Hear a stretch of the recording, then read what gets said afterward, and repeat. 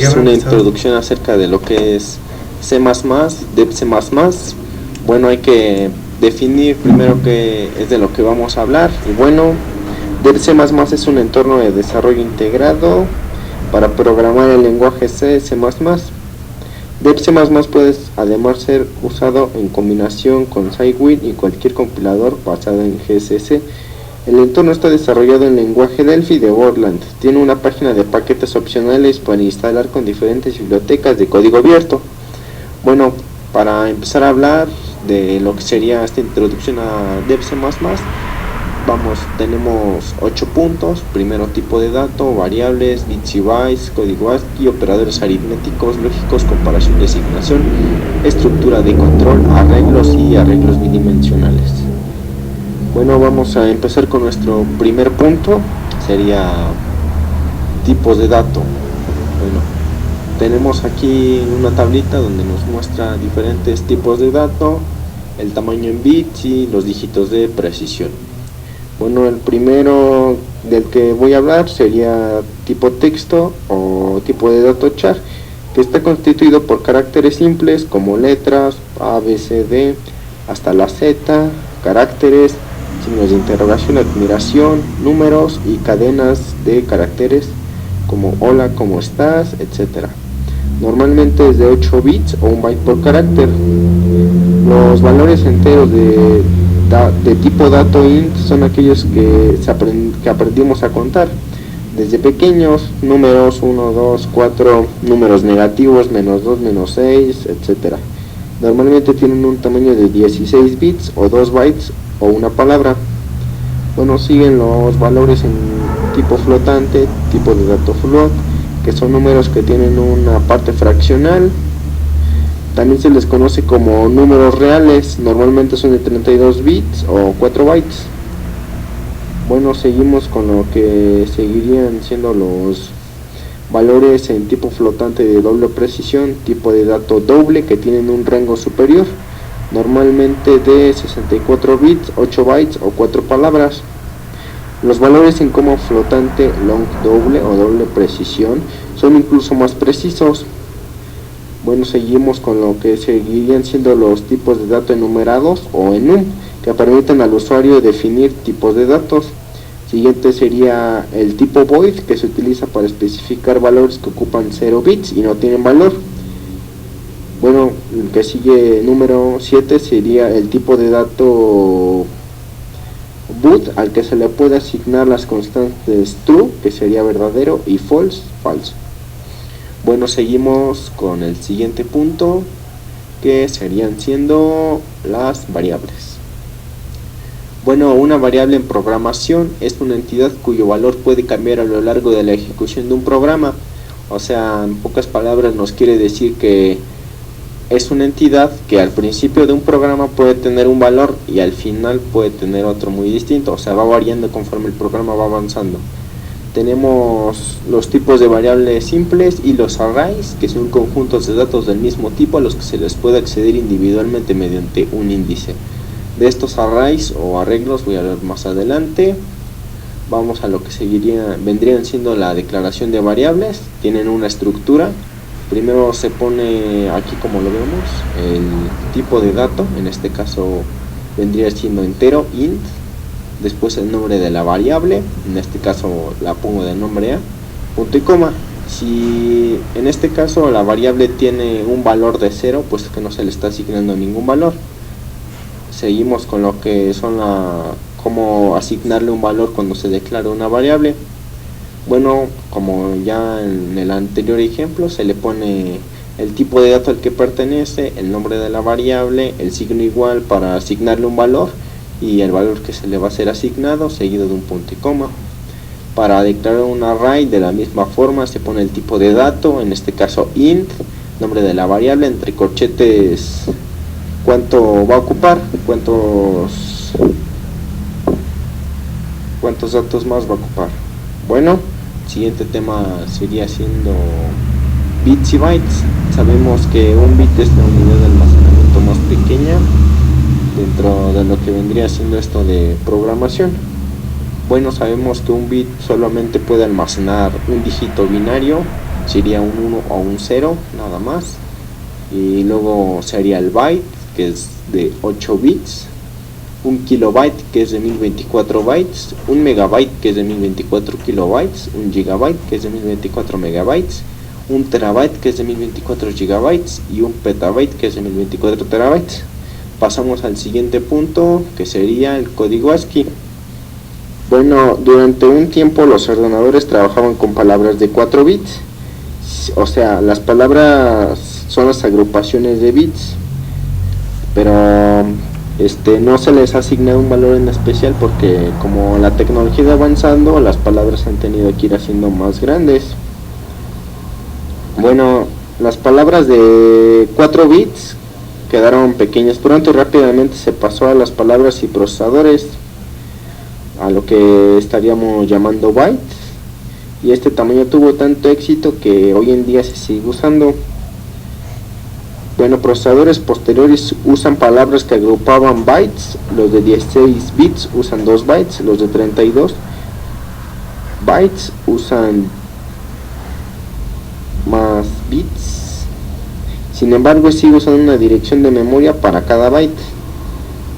Los primeros procesadores en realidad eran máquinas calculadoras programables, es decir, solo manejaban cálculos numéricos complejos o repetitivos, pero fue aumentando la complejidad de las posibilidades como proporcionar salidas más cómodas para los usuarios.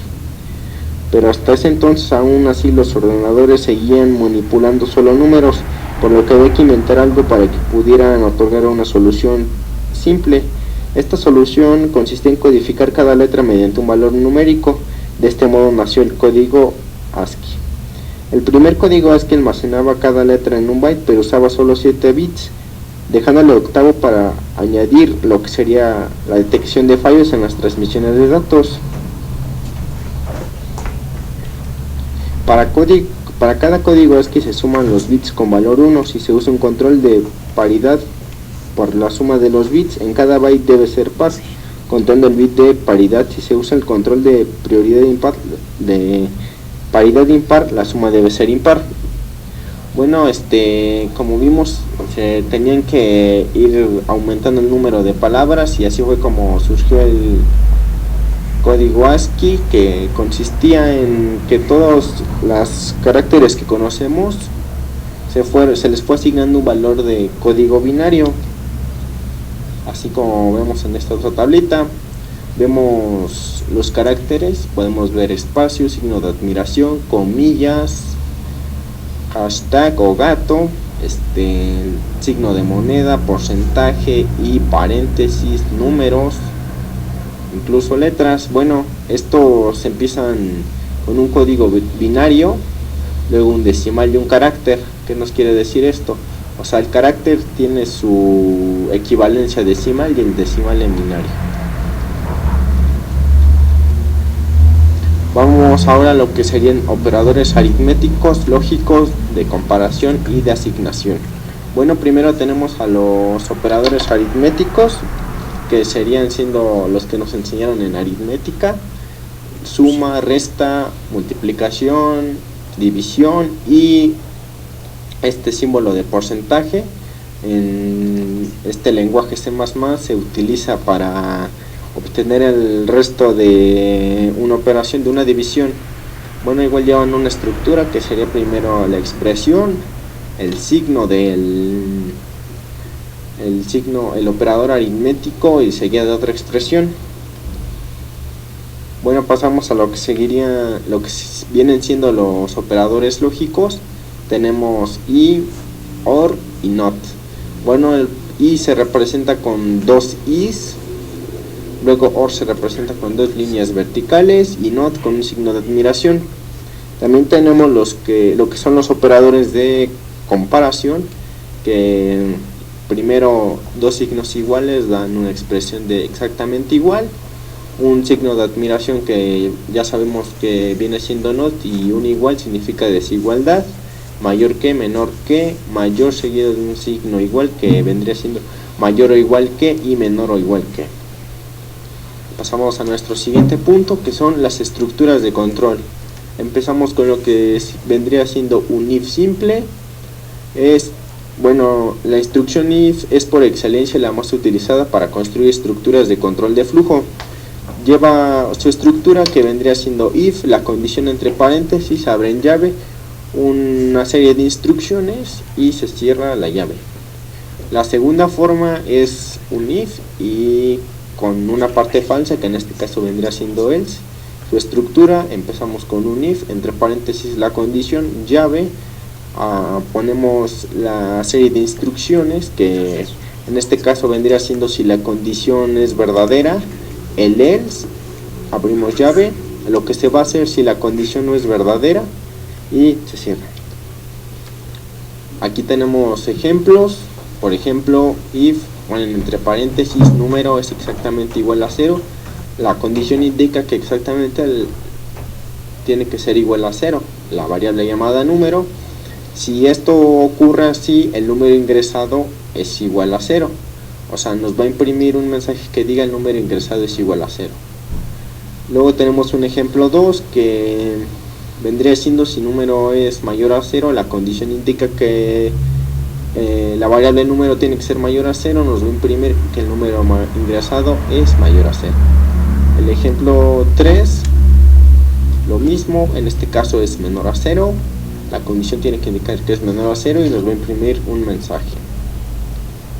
Bueno, ahora entendemos lo que es un if anidado. Un if anidado es un conjunto de ifs o sys que vendrían siendo un poco más complejo para crear un programa con mayor exactitud.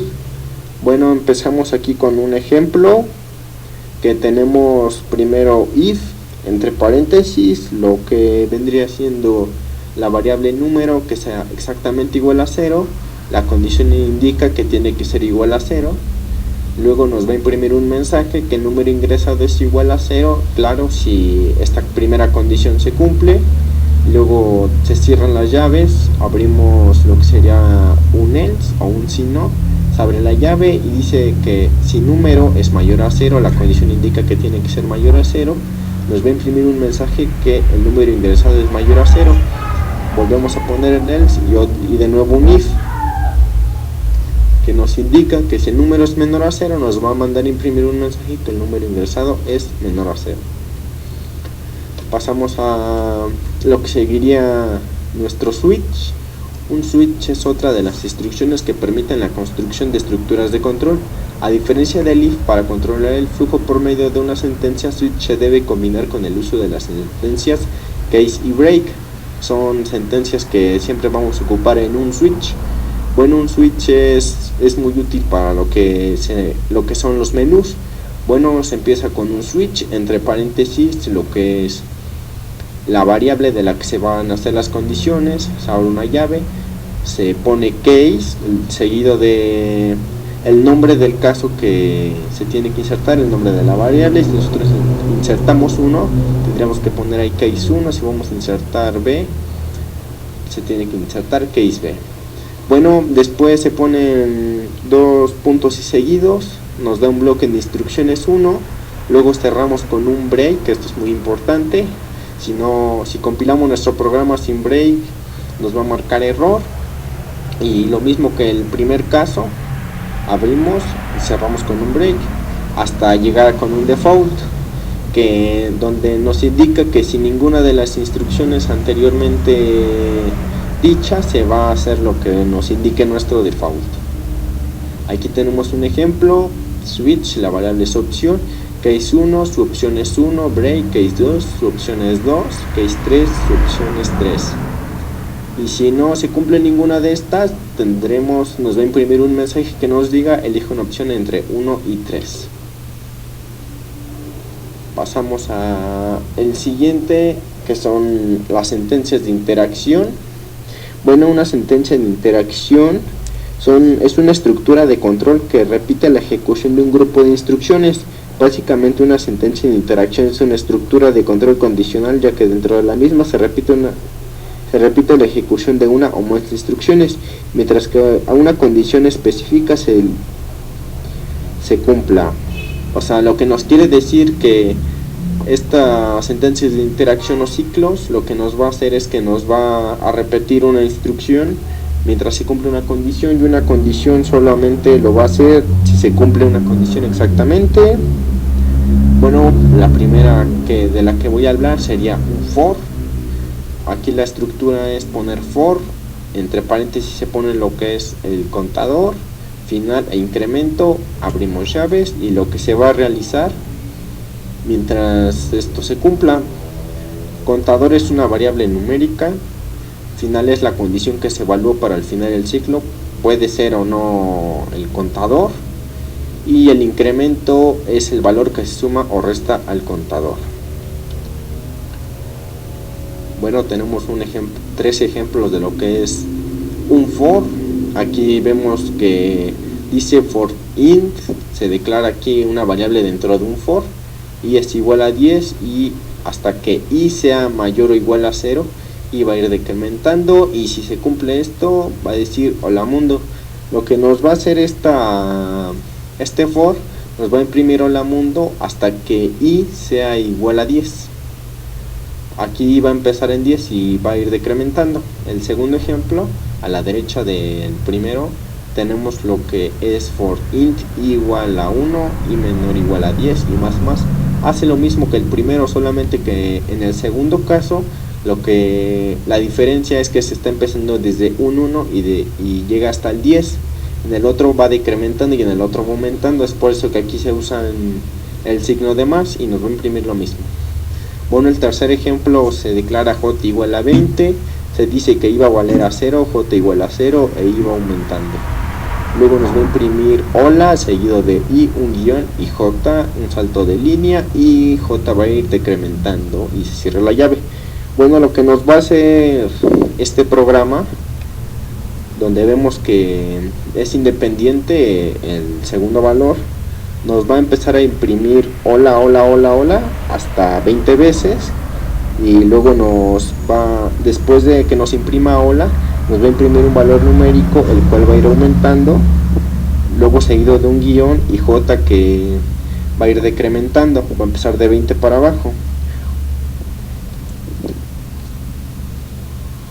Ahora tenemos lo que es un while. Igual es una sentencia de interacción. Bueno, tenemos su estructura, que es while, la condición, se abre la llave, el código repetir, y es todo. Bueno, aquí tenemos un ejemplo: contador igual a 0, while, contador menor igual a 10, contador más 1, cout. Hola mundo. Este programilla nos va a hacer lo mismo que lo que expliqué en los for anteriores. Nos va a imprimir hola mundo 10 veces. Ahora pasamos a lo que es un do while. La sentencia do es usada generalmente en cooperación con while para garantizar que una o más instrucciones se ejecutan al menos una vez. Aquí tenemos un ejemplo de un mismo programa pero usado con while y uno con do. Podemos ver que en la siguiente instrucción, donde en el while no se ejecuta nada dentro del ciclo while. El hecho es que el contador inicialmente vale 0, la condición para que se ejecute lo que está dentro del while es mientras el contador sea mayor que 10. O sea que este primer programa, donde solo vemos un while, no nos va a hacer absolutamente nada. Es por eso que es evidente que esto no se va a cumplir. Y ahora es que se va a usar un do while. Lo que nos va a hacer, se pone primero el do, luego se abre la llave, contador más, hola mundo, y se ve que la condición se pone al final de lo que vendría siendo el while. En este caso, este do while sí nos va a hacer lo que nos va a imprimir hola mundo 10 veces. Ok, pasamos ahora al tema de los arreglos. Dice: un arreglo en C++ es un conjunto de datos que se almacenan en memoria de manera contigua con el mismo nombre. Un arreglo es lo mismo que una matriz, lo mismo que un array. Bueno, aquí tenemos un ejemplo de lo que vendría siendo un arreglo. Si nosotros ponemos un arreglo, pongamos un ejemplo, ponemos que un arreglo tipo entero, entre corchetes ponemos antes el nombre, por supuesto, A, y entre corchetes ponemos que vale 10, queremos que ocupe 10 y cerramos el corchete, lo que nos va a hacer es que nos va a imprimir lo que exactamente viene en esta imagen. Nos va a imprimir 10 cuadritos y solamente va a llegar hasta el número 9, hasta el índice número 9. ¿Por qué? Porque empieza desde el 0 y por ende llega hasta el 9, o sea, el 0 está ocupando un índice. Bueno, vendría siendo lo que es el uso de arreglos en C++. Ahí está incluyendo la librería IOStream y luego está declarado un arreglo entero de 10. Todos van a empezar en 0, va a utilizar un for para ir desde 0 hasta 9, porque ya aclaramos que empieza desde 0, no desde 1, y luego nos dice que insertemos los números que nosotros queramos y luego el arreglo va a ir desde 0 hasta 9. Bueno, pasamos a lo que son arreglos bidimensionales. Vimos que un arreglo simple solo se forman los índices y en este caso se forman aquí tanto filas como columnas.